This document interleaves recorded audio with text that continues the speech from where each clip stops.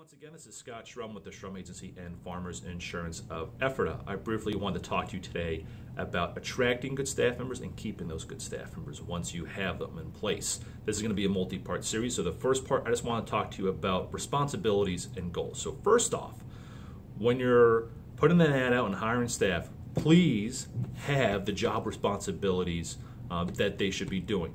And the job responsibilities could be answering phone calls, making outbound telemarketing phone calls, getting so many quotes a month or something like that. Whatever it is, please create a list of their job responsibilities for two parts. One, so the person knows, is this a job I can do or not?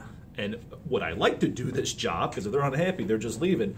And two, that way you have goals to hold them accountable. Now that's the easy part. The second part is part two of that, hold them accountable. How do I hold my staff accountable? So if you're not doing it already, please, on a minimum basis, you must do this. At least meet with your staff once a week about holding them accountable on some of their goals. For two parts. One, people want goals and people want to be held accountable.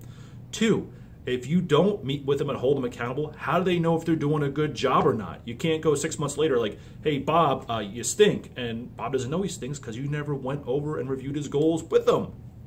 So at least on a once a week basis. Could you do every day? Absolutely. Here's what I do every day. They have a goal. This is just one of their goals, a simple goal. How many phone calls do you need to make on a daily basis? So I write down how many phone calls they made, how long they were on the phone, how many phone calls they took. And then I just cut this off and I leave it on their desk. So every day they know how they're doing with one of their goals. They have several, that's just one of them. But I'm letting them know on a daily basis how they're doing it. And I gotta say, since I started doing this, the first 2 weeks, some of the people on a daily basis, they'd be short of their goals. After that, everyone has been exceeding them every day. That's why I do it, because if you have it, people, they're gonna, some people go for the minimum, but no one wants to be below. So they're gonna do it at least that. Now, am I gonna up it a couple weeks or a couple months from now? Absolutely, I'm gonna push them a little bit more. That 50 will turn to 60. And then we'll keep going that until they get to a number that I feel is good. Now, how did I come up with this initially? I tracked what they were doing. I just made a little bit more. They were averaging 43 a day. Like, all right, let's raise that to 50, all right? And ever since I did that, now they're doing over 50.